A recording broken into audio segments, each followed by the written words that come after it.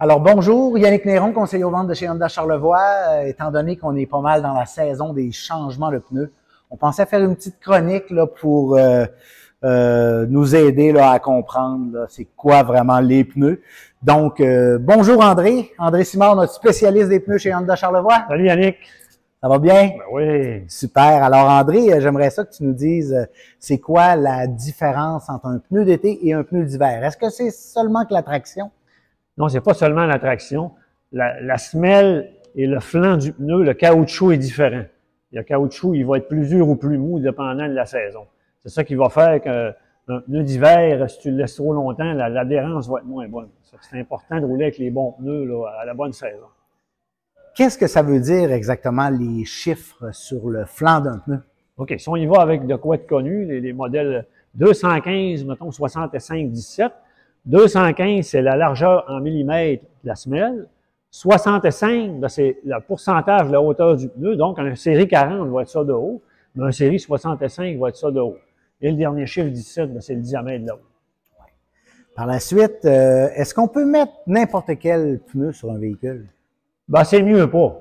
Comme si vous avez une belle Corvette, vous mettez des pneus chinois que vous avez achetés sur Internet, ben, c'est pas recommandé. La durabilité, la stabilité sera pas la même.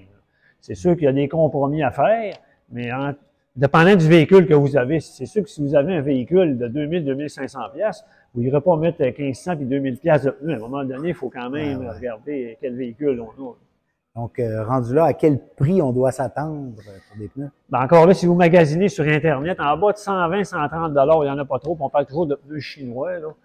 Mais si vous restez dans les marques connues, là, Michelin, Pirelli, Toyo, Yokohama, dans les alentours de 160 à 200, 250 pièces, dépendant si vous avez du 16, 17 ou 18. Parce que tu sais que si on va dans le 19 ou 20 pouces, là, ça commence à être très dispendieux. Ouais. Mais on peut s'attendre dans ces prix-là. Ouais. Puis aussi, il existe des pneus 4 saisons. Est-ce que c'est un bon compromis? Ben, c'est un bon compromis pour quelqu'un qui ne roule pas beaucoup.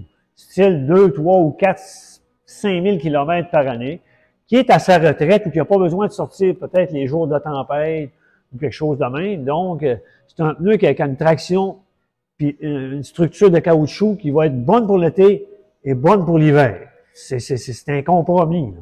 Et là, on parle toujours là, des pneus là, qui ont un petit icône de flocon dessus. Oui, très important, Yannick, parce que s'il n'y a pas le flocon, il y a des gens de 4 saisons qui ne l'ont pas. Donc, pour l'hiver, c'est pas légal au Québec. Peut-être ailleurs, mais pas au Québec. Une dernière chose, quand est-ce qu'on doit faire aligner un véhicule? Ben, les professionnels recommandent une fois par année.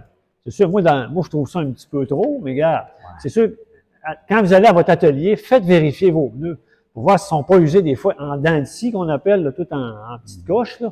Ça fait des pneus qui vont gronder beaucoup. Ou des pneus usés là, de côté. Ça peut être dû à l'alignement.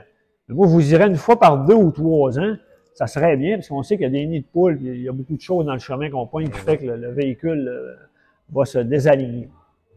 Alors, je pense que ça fait pas mal de tours. Merci beaucoup, André. Ça va nous éclairer un petit peu plus là, pour merci à toi, Yannick. Ouais. Plaisir. Bonjour, bonne journée.